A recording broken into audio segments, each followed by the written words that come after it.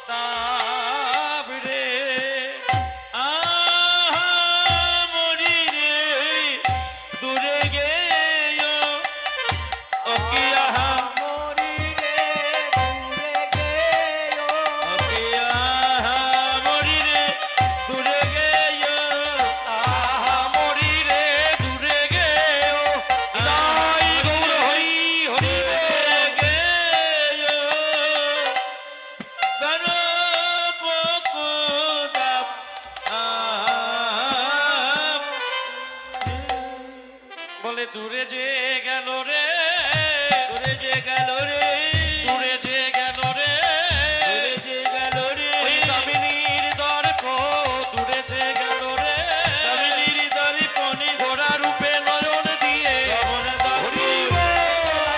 দামিনীর দর্পণ ঘোড়া রূপে নয়ন দিয়ে, বল দূরে যে গেল রে, দূরে গেও দর্পক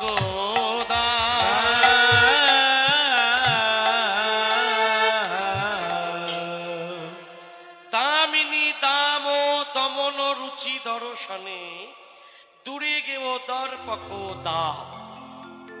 এটা হচ্ছে বৈষ্ণব পদাবলী, মহাজনের কথা, যে আকাশের দামিনী মানে হচ্ছে আকাশের বিদ্যুৎ, ওই আকাশের বিদ্যুতের সঙ্গে গৌর সুন্দরের তুলনা করলেন। একটা বিদ্যুৎ কিন্তু নয়, অনেকগুলো বিদ্যুৎকে একত্রিত করে, তাম, তাম মানে মালা, অনেকগুলো বিদ্যুৎকে একত্রিত করে একটা মালা তৈরি করে আকাশের বিদ্যুতের মালার সঙ্গে আমার গৌর চাঁদের তুলনা করেছে। তুলনা করে বিষ্ণুপ্রিয়া বলল, আকাশের বিদ্যুতের মালা পরাজিত হয়ে গেল, হেরে গেছে। তাহলে গৌরাঙ্গ সুন্দরের রূপটা কেমন? আকাশের বিদ্যুতের মালা পর্যন্ত গৌর রূপের ছটার কাছে পরাজিত হয়ে গেছে। সেই রূপের মানুষটি বিষ্ণুপ্রিয়া দর্শন করে ঘরে এসে সখীকে বলছে, এত সুন্দর একটা রূপের মানুষ নবদ্বীপে জন্ম নিয়েছে, আমি পূর্বে কোনোদিন এমন রূপের মানুষ দেখি নাই। আর এই মদন তর্ক করছে, মদন এই জগতে দেখবেন যে সুন্দর বেশি হয়, দেখতে যার অপরূপ সুন্দর, যার রূপের মানুষ, যে তার ভিতরে কিন্তু একটা জিনিস থাকে, অহংকার। মহাপ্রভু জন্ম নিয়েছেন ফাল্গুন দোল পূর্ণিমার তিথিতে। মহাপ্রভু জন্ম নেওয়ার আগে সব থেকে সুন্দর ছিল মদন, দেখতে সুন্দর, দর্পক। এই মদন সুন্দর বলে অহংকার করেছিল যে আমার চেয়ে সুন্দর পৃথিবীতে আর কেউ নাই। যে সুন্দর হয় সে তো মনে মনে অহংকার করে যে আমি সব থেকে সুন্দর। এই মদন ভক্তদের মুখ থেকে শুনতে পেল যে ফাল্গুন দোল পূর্ণিমা তিথিতে সচিমায়ের ঘরে এমন একটি সোনার গৌর জন্ম নিয়েছে যে তার এত সুন্দর রূপের জ্যোতি, এমন রূপের জ্যোতি দেখা যায় না। এই কথাটা শুনে অহংকারী মদন গৌর হরিকে দেখতে গিয়েছিল। এই গৌর সুন্দরকে যখন দেখতে গেল, সচিমায়ের ঘরে তখন গৌর হরি রয়েছে। মদন গিয়ে গৌর হরিকে দেখবে বলে সচিমায়ের আঙ্গিনার বাইরে উকি দিয়ে দেখছে। ভগবান গৌর হরি কি করছেন?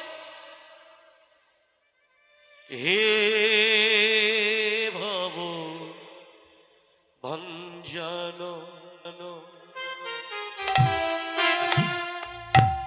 নাম নিরঞ্জন আনন্দ নব ঘন শ্যাম, আনন্দ নব ঘন শ্যাম। হে ভব ভঞ্জন নাম নিরঞ্জন আনন্দ নব ঘন শ্যাম, আনন্দ নব ঘন শ্যাম। হে রাধা রমণ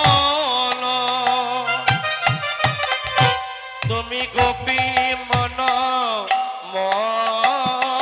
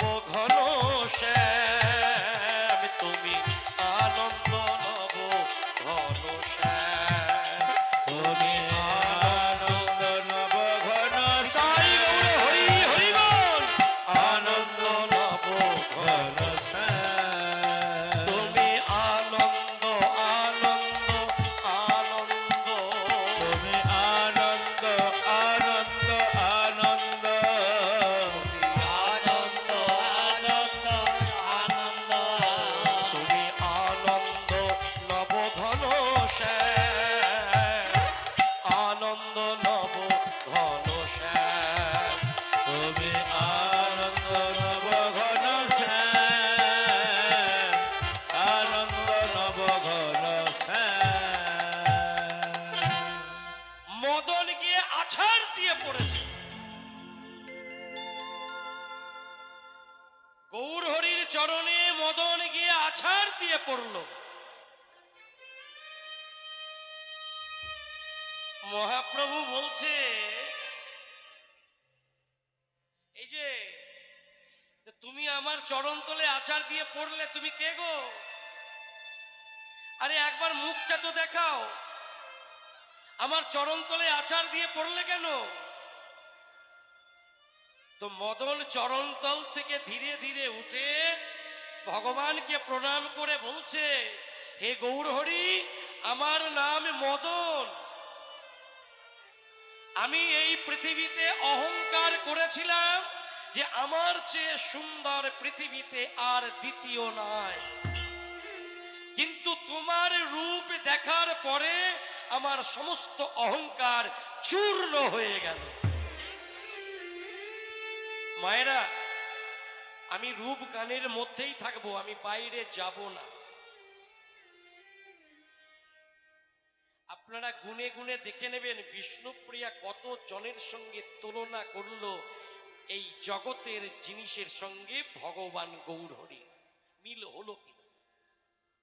প্রথমে বলেছি আকাশের বিদ্যুৎ এক, দ্বিতীয় এখন হেরে গেল মদন, দুজন গেল। তাহলে দুজনের সঙ্গে গৌর হরির রূপের তুলনা করলো।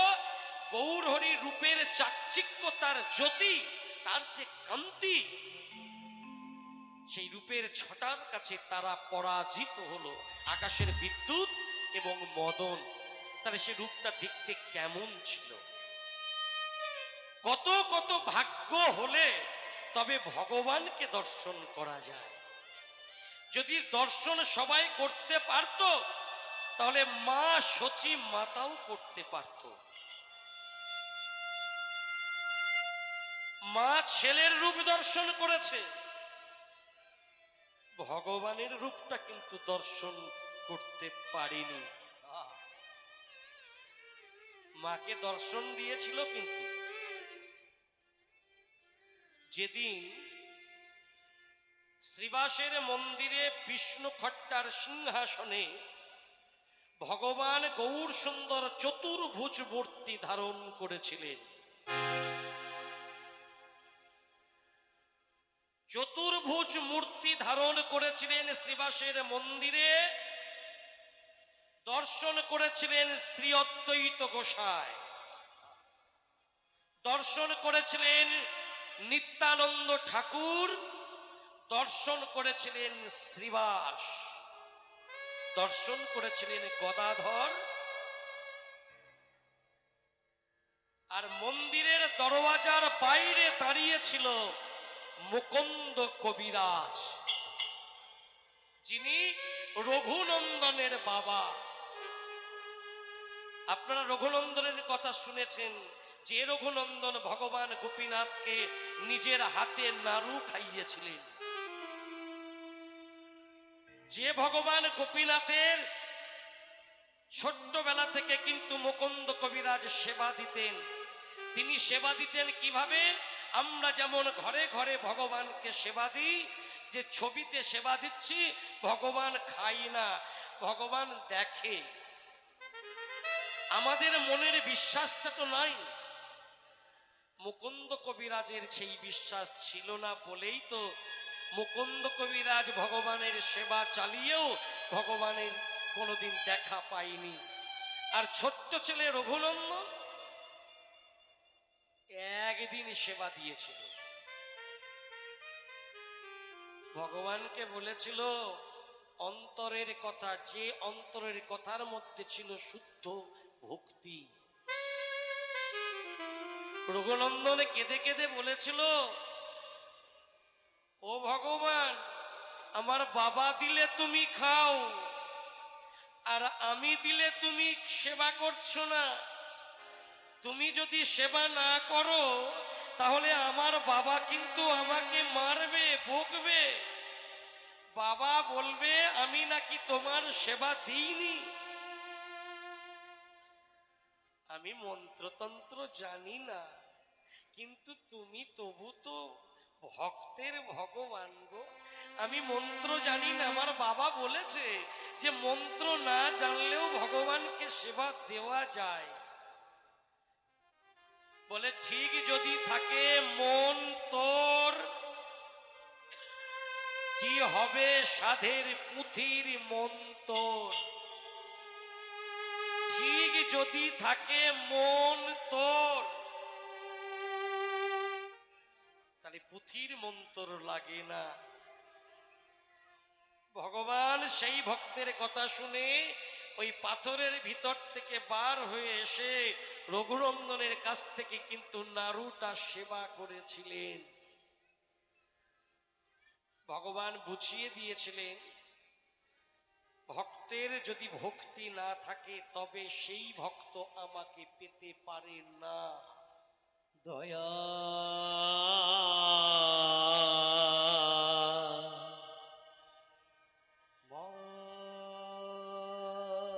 নিতাই গৌর হরি হরিব। দয়া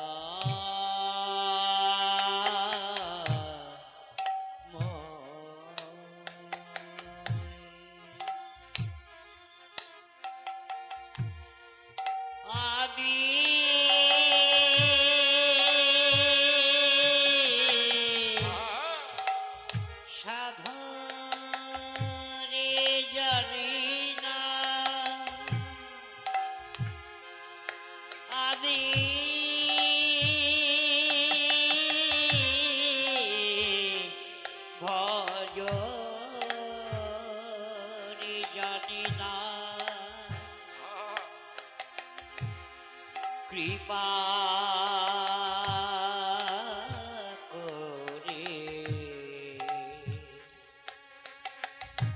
সেবা করো। দয়া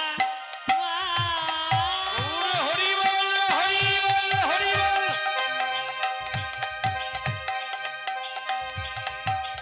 ওহে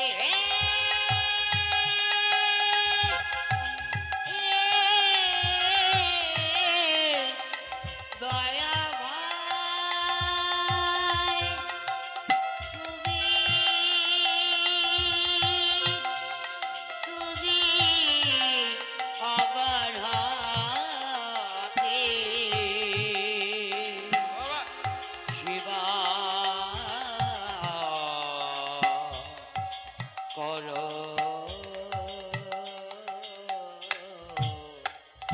দয়া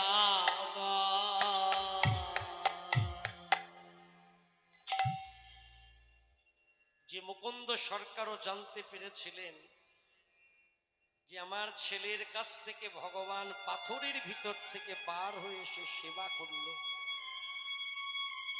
কিন্তু সেই ভগবান আমার কাছ থেকে কোনোদিন সেবা করল না। আজকে শ্রীবাসের মন্দিরে চতুর্ভুজ মূর্তি ভগবান সবাইকে দেখালো।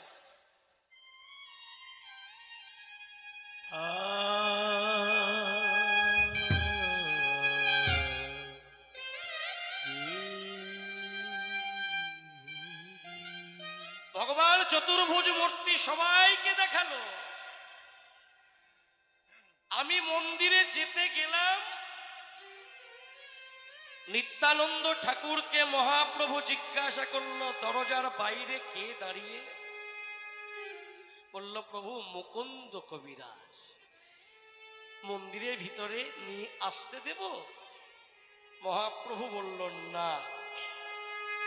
দেখুন মহাপ্রভুর কিন্তু খুব কাছে, তিনি সুগায়ক ছিলেন, সুকণ্ঠে ভগবানকে গান শোনাতেন, কৃষ্ণ নাম দিতেন, কিন্তু তাকে মন্দিরের বাইরে থাকতে হলো।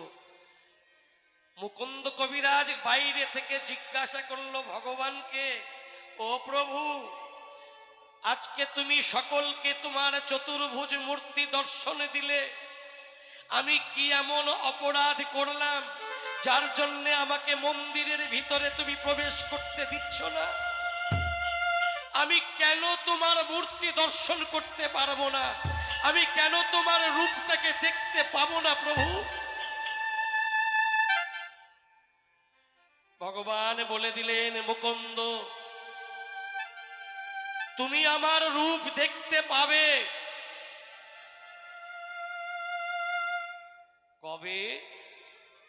এখনো 100 জনম পরে।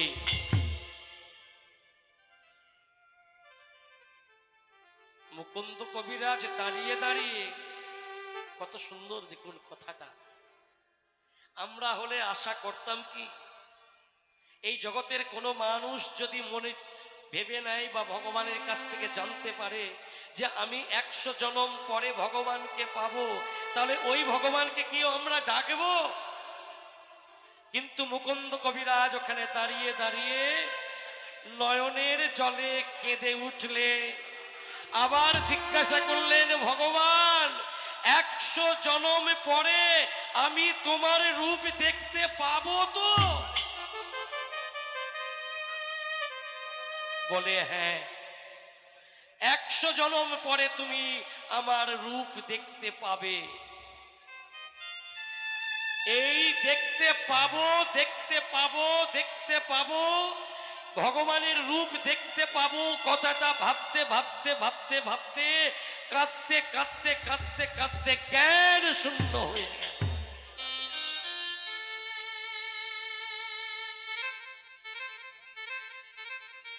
যখন কাঁদতে কাঁদতে জ্ঞান শূন্য হয়ে মাটিতে লুটিয়ে পড়ল,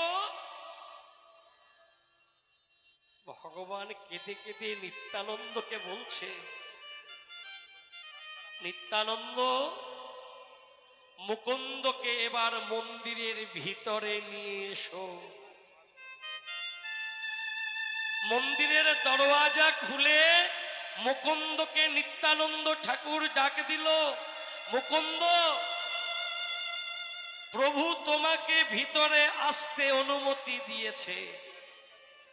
দরজার ধারে দাঁড়িয়ে দাঁড়িয়ে মুকুন্দ কাঙাল হয়ে কাঁদছেন, কেঁদে কেঁদে বলছে, ও ঠাকুর, আমাকে যে 100 জনম পরে যেতে বলেছে, আর এখনই আমাকে এই মুহূর্তে ডাকছে কেন?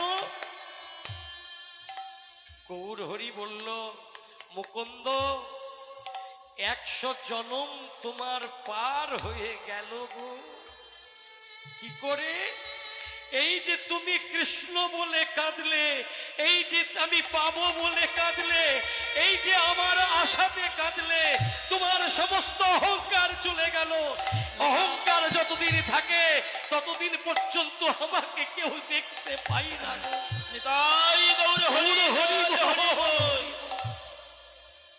নয়নের জলে কাঁদতে কাঁদতে মুকুন্দ কবিরাজ প্রবেশ করলে।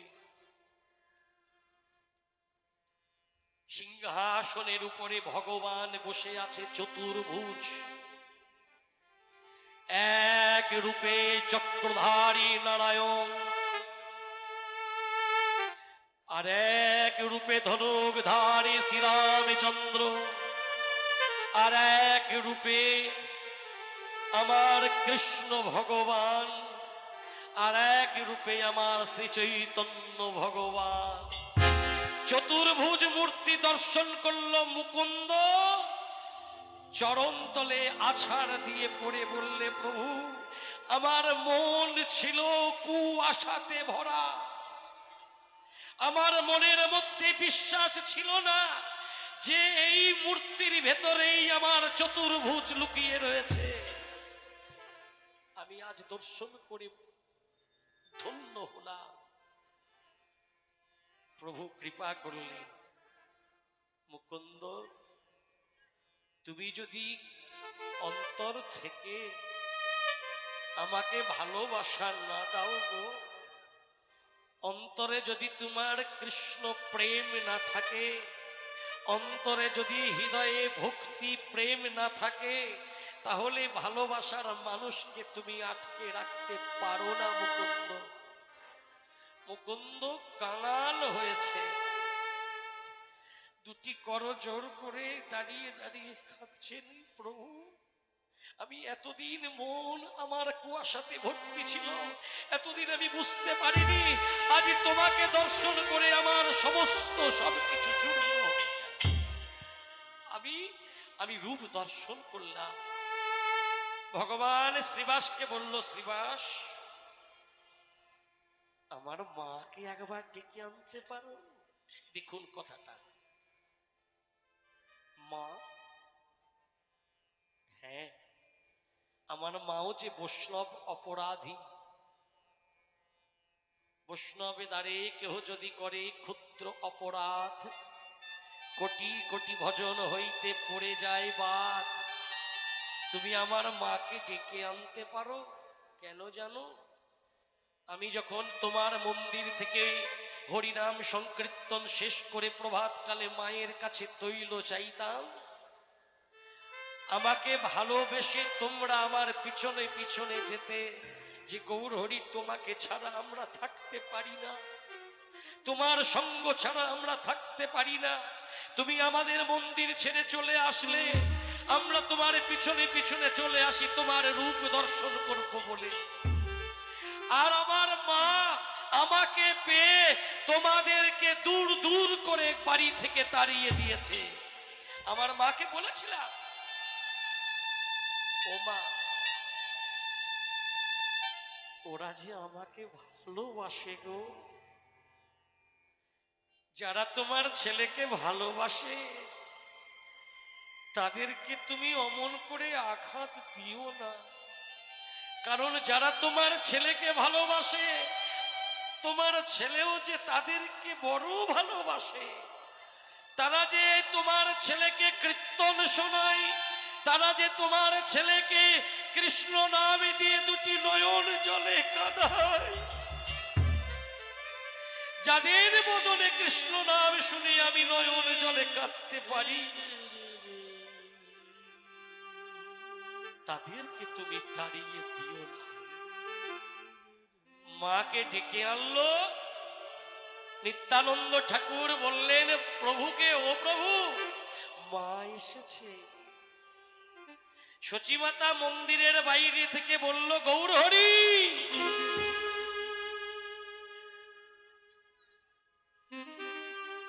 ও নিমাই, আমি আসলাম আর আমার মুখের উপরে দরজা বন্ধ করে দিল।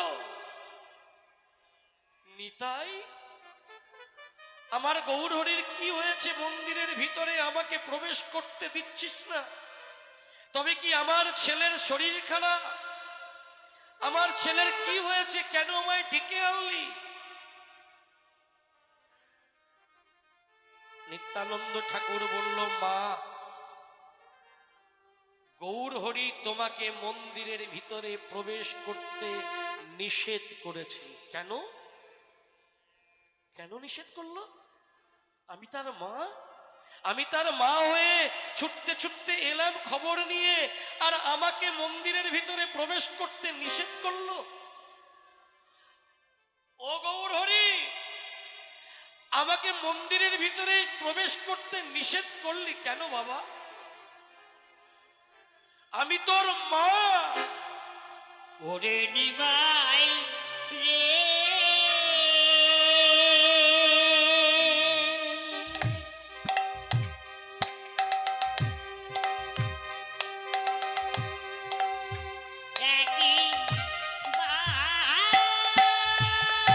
গৌর হরি বল, হরি হরি বল।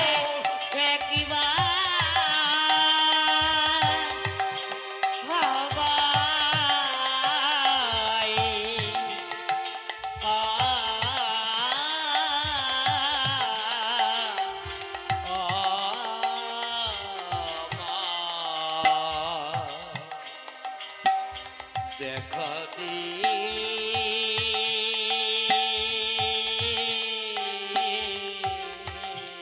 বাবা, নিমাই নিমাই রে,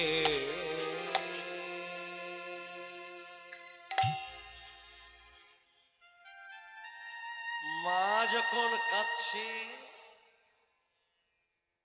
কাঁদতে কাঁদতে অহংকারটা চলে গেল, যে আমি মা হয়েও আমার ছেলেকে দেখতে পাবো না।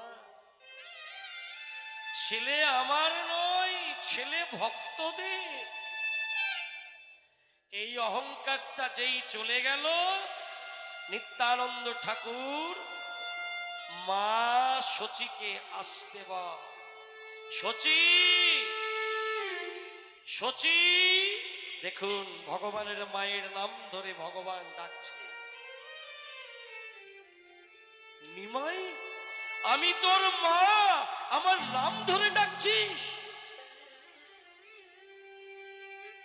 দরজা যেই খুলে দিল, এখন মা গিয়ে সিংহাসনে দেখছে নিমাই নয়, নিমাইয়ের বেশে বসে আছে সত্যের নারায়ণ, ত্রেতার রামচন্দ্র, দাপরের কৃষ্ণ ভগবান, কলিযুগের গৌরাঙ্গ সুন্দর। মা জোর হাত করে আছাড় দিয়ে পড়লে।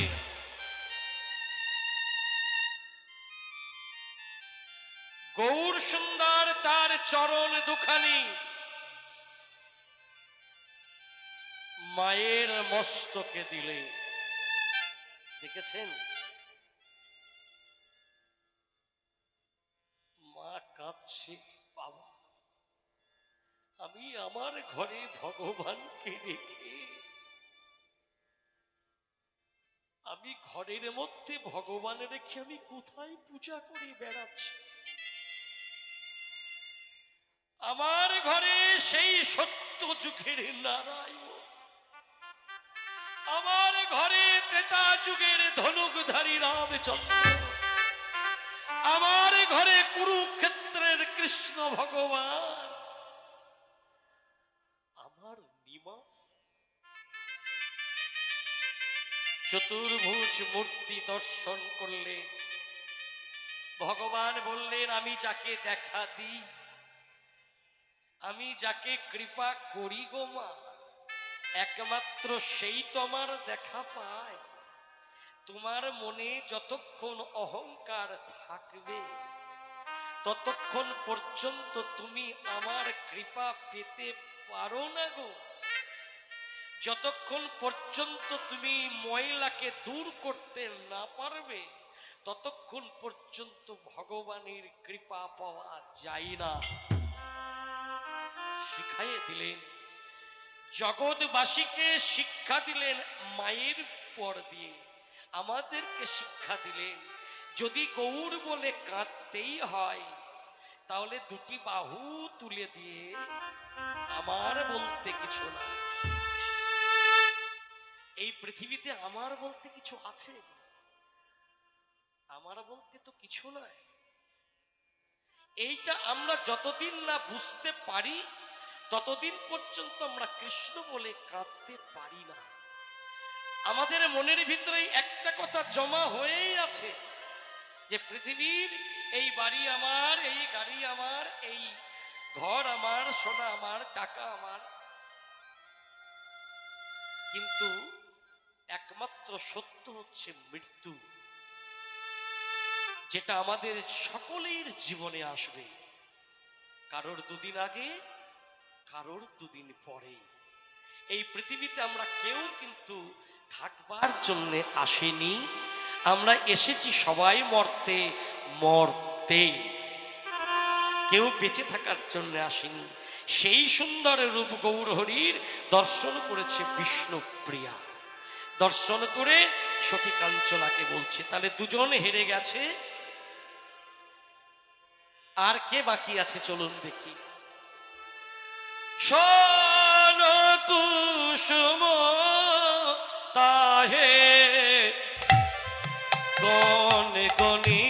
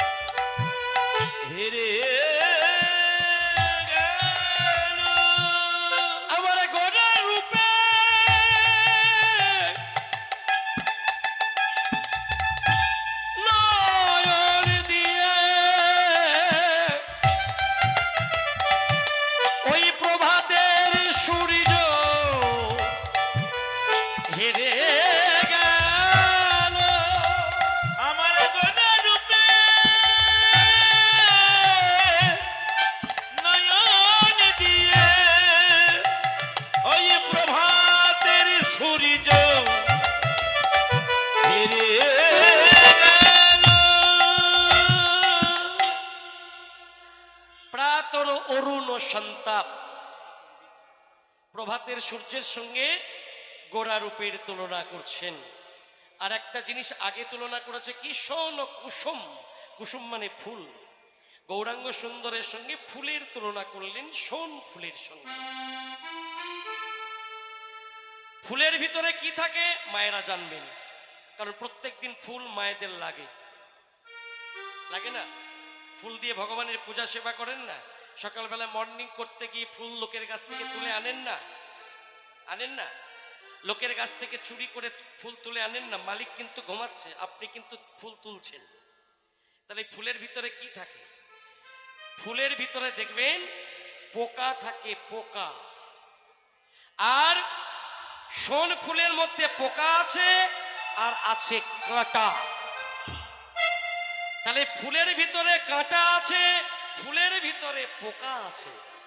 আর আমার গৌর সুন্দরের ভিতরে কি কোনো পোকা আছে? গৌর সুন্দরের ভিতরে কি কোনো কাঁটা আছে বলে মনে হয়? যদি গৌর সুন্দরের ভিতরে কাঁটা থাকবে, তাহলে গৌর ভক্ত যারা হয় তারা গৌর বলে কাঁদে কি করে? দেখুন, আমি রূপ গানটাই গাইবো, আপনারা যে শ্রবণ করবেন দেখবেন কত কত সুন্দর বৈষ্ণব পদাবলী যদি হয়। এটা বৈষ্ণব পদাবলী ফুলের সঙ্গে তুলনা করছে গৌর হরি। বললো ফুলের ভিতরে পোকা, ফুলের ভিতরে কাঁটা, তাহলে কি করে তুলনা হবে? আমার গৌর সুন্দরের ভিতরে কোনো কাঁটা নাই, গৌর সুন্দরের কোনো ফুল, কোনো পোকা নাই। আমাদের ভিতরে যেমন পোকা আছে, আছে না? আমাদের ভিতরে পোকা আছে, নাম কি? কাম, ক্রোধ, লোভ, মদ, মোহ, মাশ্চর্য। পোকা কিলবিল কিলবিল করছে এখানে। আর কি? কাঁটা, ক্ষিতি, অপ, তেজ, মরুদ, বম। এই দেখুন, 5টা আছে কাঁটা, 6টা আছে পোকা। তাহলে এগুলো কিন্তু আমাদের ভিতরে রয়েছে। আর ভগবানের ভিতরে কি এগুলো রয়েছে? যদি থাকেও সেটাকে দমন করে রেখেছে। আমরা যেমন দমন করতে পারিনি। আমরা যদি দমন করতে পারতাম, এই যে ভগবানকে জিজ্ঞাসা করছেন অর্জুন, গীতার একটা কথা বলি। অর্জুন ভগবানকে বলছে, সখা একটা কথা বলছিলাম, মানে একটা জানার কথা। বলো বলো বলো, কি কথা জানতে চাও? আমি জানতে চাইছি মানুষে মানুষে এত হিংসা কেন? মানুষের বিবেক আছে, বুদ্ধি আছে, চৈতন্য শক্তি আছে, চেতনা শক্তি আছে, স্পর্শ শক্তি আছে, মানুষের কি নাই? এত কিছু থাকার পরেও মানুষ কেন পাপ করে? এত কিছু থাকার পরে আপনি একটা কথা বলতে যাবেন, পাশের থেকে আর একজন বলবে, এই তুই থাম থাম, তুই জানিস না, ওটা আমি জানি, আমার জ্ঞান বেশি তোর থেকে, তোর থেকে আমি বেশি বুঝি, তুই দাঁড়া। এত যে মানুষের জ্ঞান, এত বুদ্ধি, এত চেতনা শক্তি, তাহলে মানুষ কেন পাপ করে? ভগবানকে জিজ্ঞাসা করলেন অর্জুন। ভগবান হাসছে, হেসে হেসে অর্জুনকে বলছে, অর্জুন, মানুষ কেন পাপ করে তুমি প্রশ্ন একটা আমাকে করলে। মানুষ কেন পাপ করে তুমি নিজে বুঝতে পারছো না? মানুষ কেন পাপ করছে? বলে আমি বুঝতে পারছি না বলেই তো জানতে চাইছি। তা শোনো, আমি বলে দিচ্ছি তোমায়। মানুষ পাপ করে ইন্দ্রিয়কে মানুষ বশীভূত করতে পারে না, ইন্দ্রিয়কে দমন করতে পারে না। কিছুক্ষণ আগে উত্তরাগস্ট গান আপনারা শুনলেন। এই উত্তরাগস্ট মানে কি? ইন্দ্রিয় দমনের পালা। উত্তরাগস্ট বা ফেরতগস্ট, ইন্দ্রিয়কে দমন করার পালা, তাই তো? পোষ মানানোর পালা। তো মানুষ নিজের ইন্দ্রিয়কে বশীভূত করতে পারে না বলেই ইন্দ্রিয়ের কথা মতো মানুষ চলে, যার জন্য মানুষ পাপ করে। যেমন এই দেখুন, আমার চোখ ইন্দ্রিয়, চোখ ইন্দ্রিয়, কান ইন্দ্রিয়, নাক ইন্দ্রিয়, চক্ষু কর্ণ নাসিকা জিহ্বা ত্বক হস্তপদ লিঙ্গ গুহ্য ভাগ, 5টা কর্মেন্দ্রিয়, 5টা জ্ঞানেন্দ্রিয়। এই মোট হচ্ছে 10টা ইন্দ্রিয়, এই 10টা ইন্দ্রিয়ের রাজা মন।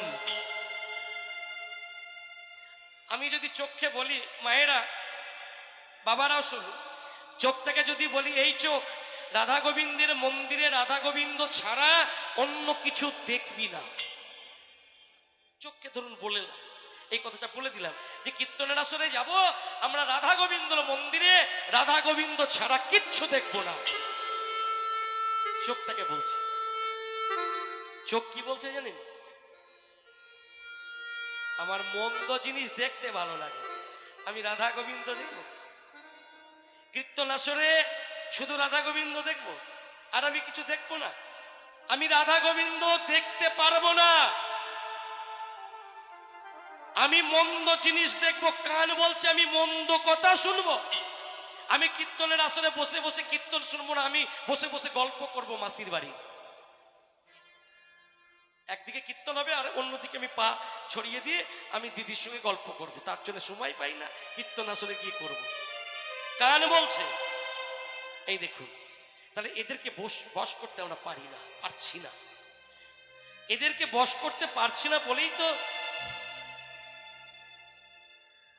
যুদ্ধটা লেগে যাচ্ছে। যেমন দেখুন, ওই পাড়া থেকে কীর্তন শুনতে এখানে এই পাড়াতে এসেছে, ওই পাড়া থেকে এখানে কীর্তন শুনতে শুনতে হঠাৎ করে একজন কানে কানে বলে দিল ওই পাড়াতে গন্ডগোল হচ্ছে রে। ধরুন বলে দিল কেউ একজন, কানে শুনে নিল, পাশে যে ছিল তাকে বলছে এই ওই পাড়াতে কিন্তু গন্ডগোল হচ্ছে, চল চল চল। এরা দুজন কীর্তনের আসর থেকে বেরিয়ে চলে গেল। কে নিয়ে গেল বলুন তো? কান শুনলো, মন বলল চল ওখানে যাই। মন রাজা ওখানে নিয়ে চলে গেল। ওখানে গিয়ে গন্ডগোল হচ্ছিল, গন্ডগোলের ভিতরে যেই গেল আর অমনি একটা লাঠির বাড়ি তার মাথাতে পড়ে গেল। মাথা ধরে বাড়ি। কি হলো? আরে তুমি যে কীর্তন শুনছিলে, কি করব, কীর্তনের মধ্যে থেকেই তো একজনা বললো। তাহলে কানকে আমি শাসন করতে পারলাম না, একবারও বলতে পারলাম না গন্ডগোল যারা করছে করুক, আমি এখানে ভগবানের কথা শুনছি, আমি ভগবানের কথা শুনবো। আমি কালকে তো আর শুনতে পাবো না, আজকে শুনবো। এতটুকু শুনে যদি বাড়ি নিয়ে যেতে পারি সেটাই হবে আমার জীবনের পরম পাওয়া। হৃদয় গৌর হরিব। কারণ মানুষের জীবনে কৃষ্ণ নামই হচ্ছে মানুষের পরম পাওয়া, এর থেকে পাওয়ার কিচ্ছু নাই। তাহলে সেই ইন্দ্রিয়গুলোকে বশীভূত না করার কারণে মানুষ পাপ করে বা মানুষ ভুল পথে চালিত হয়। তাহলে ইন্দ্রিয় দমন আগে করো মন, না হলে সাধন হবে না। যদি আগে আমি ইন্দ্রিয় দমন না করি তাহলে আমার সাধন ভজন হবে না, আমার মন তো অন্য জায়গায় পড়ে থাকবে। আমি কি করব? কিছু করার থাকে না। এ কথাটা বলে দিলেন অর্জুনকে ভগবান, আর বলে দিলেন আমাদের জন্য, আমরা সবাই যেন সেটা জানতে পারি। তাহলে হেরে গেল কে? ফুল। 3 জন হারলো, কিন্তু এখনো আছে কে? প্রভাতের সূর্য, প্রাতর অরুণ সন্তাপ। প্রভাতের সূর্যের সঙ্গে গৌর চাঁদের তুলনা করেছে। তাহলে কি হবে? বলে প্রভাতের সূর্য হেরে গেল, প্রভাতের সূর্য হেরে গেল, আমার গোড়া রূপে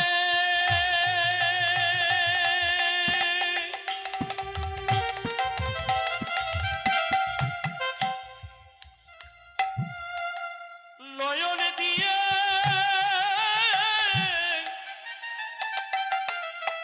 ওই প্রভাতের সূর্য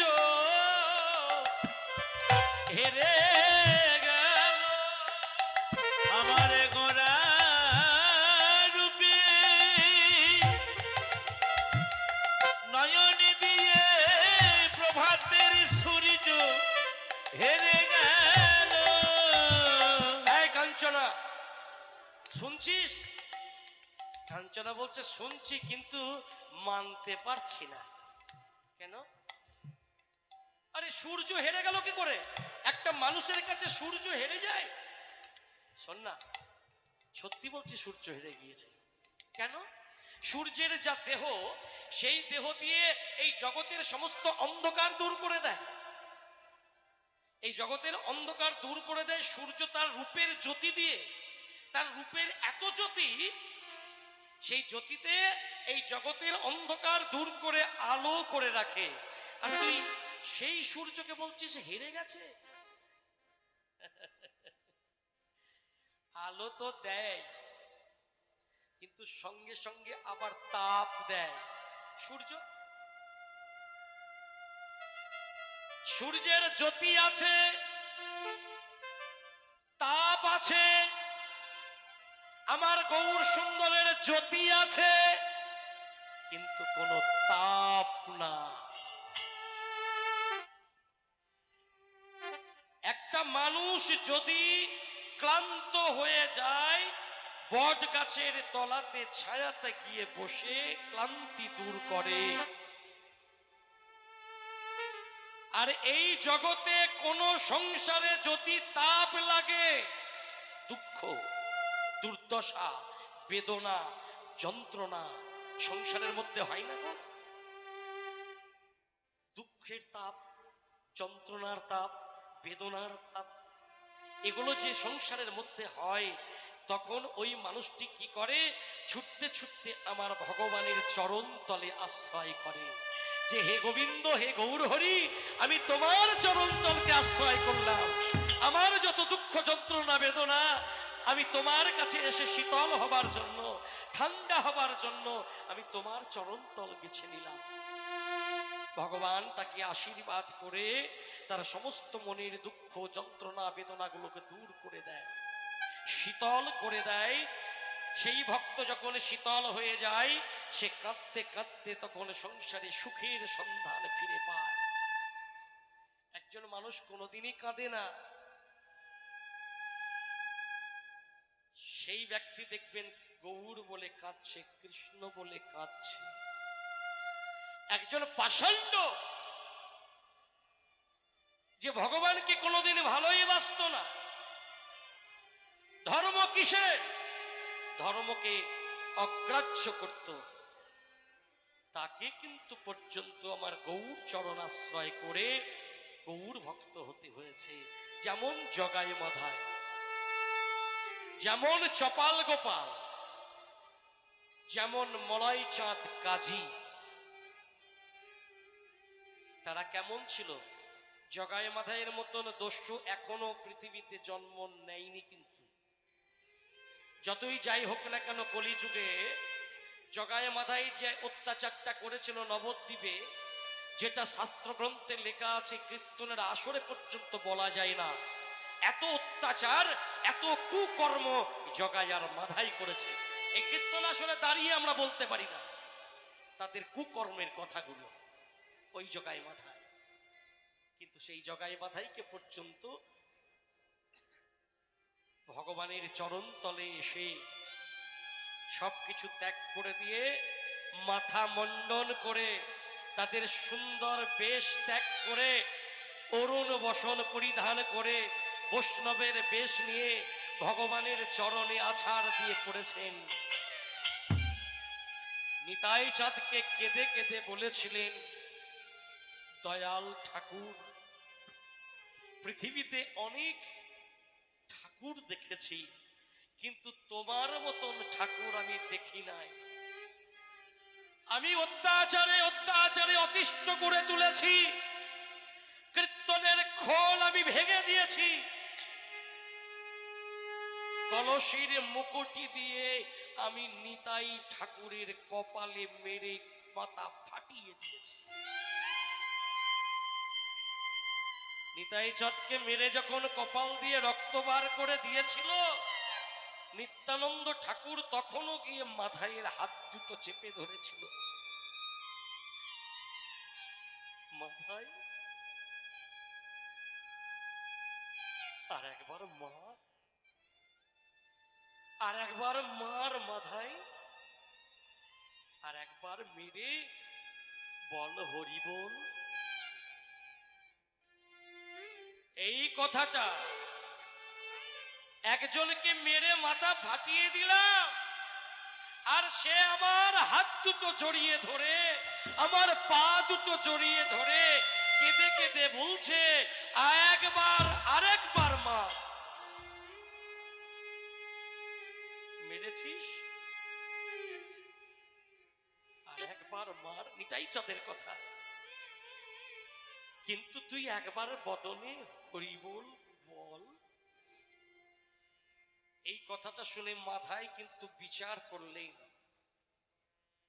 আমি মানলাম সে তো আমাকে মারতে পারত, কিন্তু আমি মারলাম বিনিময়ে সে আমাকে আবার উল্টে প্রেম দিচ্ছে। বলছে, মেরেছিস কলসির কানা, তাই বলে কি প্রেম দেব না? এ কথা ভাবিস না, মেরেছিস আবার মার, তাতেই দুঃখ নাই, কিন্তু তোদের পাপ দেখে আমি ভয়ে মরে যা। জীবনে তোরা এত পাপ করলি, তোদের পাপ দেখে আমার ভয় হচ্ছে। ওরে মাথায়, একবার হরি বলে তোদের পাপগুলো আমাকে দিয়ে দে, একবার হরি বলে পাপগুলো আমাকে দিয়ে দে, তোদের পাপগুলো আমি নেব। নিত্যানন্দ ঠাকুর দাঁড়িয়ে দাঁড়িয়ে কাঁদছে, ও মাথায় আর একবার মার ভাই, আর একবার মেরে।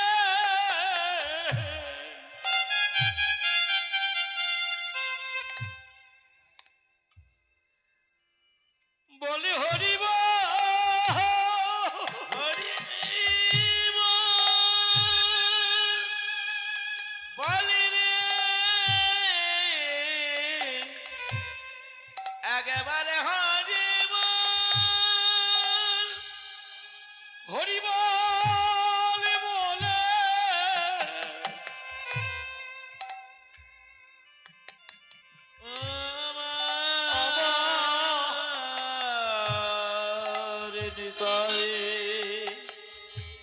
বলে ভাই রে মাধায়, একবার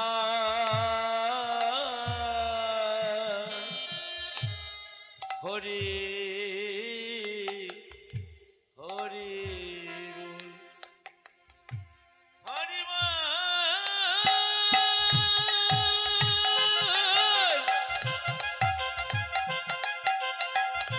ওরে ভাই রে মাধাই, একবার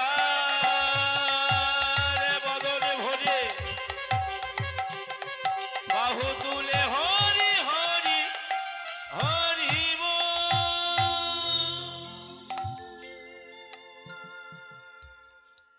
সেই প্রেমের ঠাকুর জগাই মাধাইকে দিয়েই তো আমাদের শিক্ষা দিয়েছে। আমরা জীবনে যদি কোনো কিছু করেও থাকি, দেখবেন ভগবানের নামের গুণে ভগবানের চরণে আমরা সমর্পণ করতে পারবো। যে পৃথিবীতে এসে অনেক অপরাধ আমরা করি, সেই অপরাধগুলো মোচন করবে কে? জগাই মাধাইয়ের সমস্ত পাপ নিয়ে নিলেন আমার ভগবান। জগতের জীবকে আমাদেরকে শিক্ষা দিলেন যে কলিযুগে হরিনাম বিনা জীবের কোনো গতি নাই। আমাদের বলতে হবে কৃষ্ণ নাম, কৃষ্ণ কেশব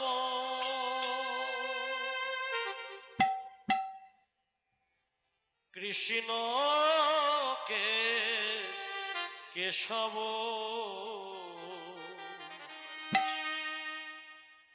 মধুমাখা কৃষ্ণ নাম, হরি নাম সুধা মাখা কৃষ্ণ নাম।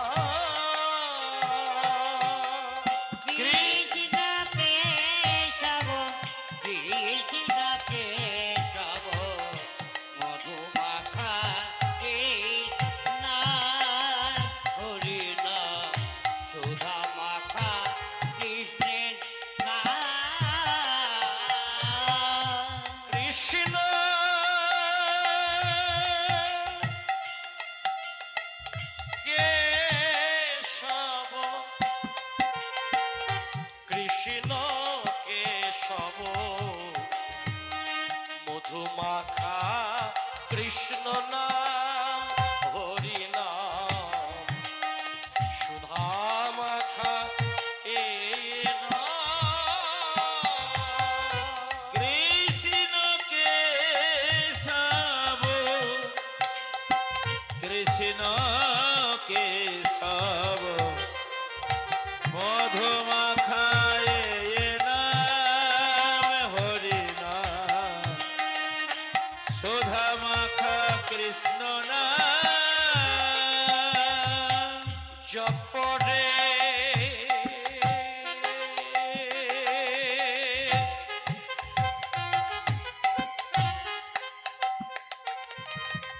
জপরে জপরে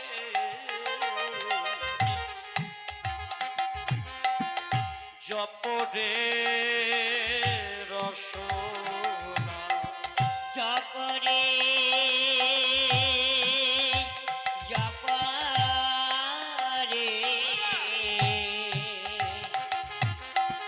জপরে রসনা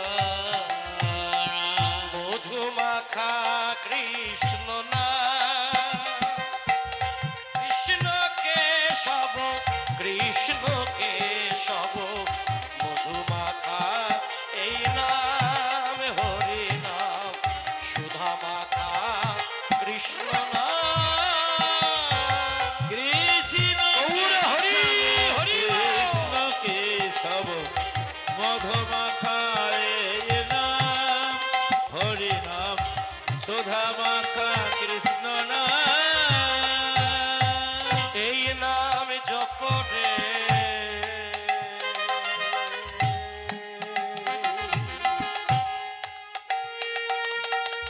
হলো আপনারে এই নাম জপ রে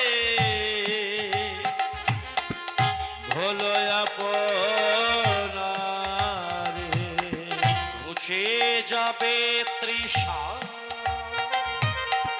প্রেম পারাবারে কৃষ্ণ কেশব কৃষ্ণ কেশব মধু মাখায় নাম হরি নাম সুধা মাখা কৃষ্ণ নাম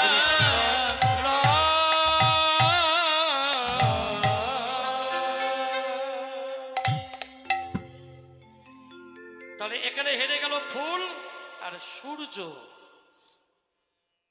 কাঞ্চনা বলছে শোন, তোর কথা মেনে নিলাম, সূর্যের তাপ আছে, গৌর সুন্দরের তাপ নাই, ভালো কথা, কিন্তু চন্দ্রের তো আর তাপ নাই, চন্দ্রের রূপের জ্যোতি আছে, চন্দ্র জগৎকে আলো দেয়, জগতের অন্ধকারকে দূর করে দেয়। সেই চাঁদ, বিষ্ণুপ্রিয়া বলল চাঁদ, আকাশের চাঁদ হচ্ছে কলঙ্কিত, আর আমার গৌর চাঁদ হচ্ছে অলঙ্কৃত। আকাশের চাঁদের বললাম না, যা রূপ আছে তার অহংকার আছে, আর এখানে বলছি তার কলঙ্ক আছে। কালকে আমি একটা গল্প বলছিলাম না, যে দক্ষ রাজার 13টা মেয়েকে বিয়ে করেছে কশ্যপ মুনি, আর আজকে বলছি দক্ষ রাজার 27টা মেয়ে বিয়ে করেছিল চন্দ্র। আর আমার দেবাদিদেব মহাদেব মা পার্বতী, তাহলে 27টা মেয়েকে বিয়ে করেছে এই চাঁদ, তাতে কিন্তু চন্দ্র কলঙ্কিত হয়নি। আকাশের চাঁদ হচ্ছে 16 কলা ছিল, যতদিন আকাশের চাঁদ 16 কলা ছিল ততদিন কিন্তু আকাশে পূর্ণিমা আমাবস্যা হতো না, ততদিন শুধুমাত্র পূর্ণিমাই ছিল। আর যখনই আমাবস্যা হলো তখন থেকে একটা কলা তার কমে গেল। সে একটা কলা কোথায়? দেবাদিদেব মহাদেবের মাথায় একটা কলা আছে। আকাশের চন্দ্র কলঙ্কিত, সে কি করেছিল? 27টা মেয়েকে বিয়ে করেছে তার জন্যে? বলেন না, 27টা মেয়েকে বিয়ে করার পরে আরেকটি খারাপ কাজ করেছিল, সেটা চরিত্রহীন বলা যায়। যদি কারোর চরিত্র ঠিক না থাকে তাকে কি বলবে? কলঙ্কিত। তাহলে চাঁদের কলঙ্ক কোন জায়গায় হচ্ছে একটুখানি শুনি হালকা করে। এই দেখুন, চন্দ্র দেবতা, 33 কোটি দেবতাদের মধ্যে চন্দ্র হচ্ছে সব থেকে সুন্দর। 33 কোটি দেবতার রাজা হচ্ছে ইন্দ্র। ইন্দ্র ওই 33 কোটি দেবতার মধ্যে চন্দ্র রূপবান বলেই তো আমরাও চাঁদকে ভালোবাসি। কি ভালোবাসি না? জানলা দিয়ে জানলা খুলে দিয়ে ছেলেকে কোলে নিয়ে ডাকি না, আই চাঁদ আই, টিক দিয়ে যা, ছেলের কপালে ঘুম দিয়ে যা, বলি না? ঘর বাড়ি তৈরি করতে গেলে দেখবেন পূর্ব দিকে জানলা দরজা রেখে দেয়, কেন না আকাশের চাঁদের যদি আলো একটু ঘরে পড়ে, তার চাঁদকে কে না ভালোবাসে। এই চন্দ্র যখন স্বর্গরাজ্য বিচরণ করছেন, ঘুরছে, প্রত্যেকটা ঘরে থেকে চন্দ্রকে বলছে, চন্দ্র আমার ঘরে একটু আলো দিয়ে যাও। চন্দ্র তো দেখছে আমাকে সবাই খাতির করছে, আমাকে সবাই ভালোবাসছে। এই সব ঘরে থেকে চন্দ্রকে ডাকছিল বলে এই যে ঘরটা বন্ধ আছে দেখছে, এই ঘরটা থেকে কিন্তু ডাকছে না। চন্দ্রের রাগ হচ্ছে যে সব ঘরে থেকে আমাকে ডাকলো, আর এই ঘরটা থেকে দরজা খুলছে না, আমাকে ডাকছে না, দরজা বন্ধ করা রয়েছে। এ ঘরে কে আছে? এই দেখুন, মাথার মধ্যে পোকা নড়ে গেল। এখন ঘরে কে আছে ওটা দেখতে গেল। এই দেখুন, জানলা দরজা লাগানো রয়েছে, জানলা দিয়ে দরজা কিন্তু একটু ফাঁকা রয়েছে, দেখা যাচ্ছে। দেখুন, ওই রকম উঁকি দিয়ে চাঁদ দেখছে ঘরের ভিতরে, চারিদিক কিন্তু মারা, জানলা দরজা বন্ধ, অথচ আলো জ্বলছে। সেখানে তো কারেন্ট নাই। স্বর্গে কি কারেন্ট আছে? আমি চন্দ্র, চন্দ্রের আলো ভিতরে যাচ্ছে না, তাহলে ঘরের ভিতরে আলো এলো থেকে? দরজা একটু ঠেলেছে, দরজা খুলে গেল। দরজা যেই খুলে গেল, ভিতরে উঁকি দিয়ে দেখছে একটা পালঙ্কের উপরে একটা মেয়ে মানুষ বসে আছে। এই দেখুন কিভাবে বসে আছে।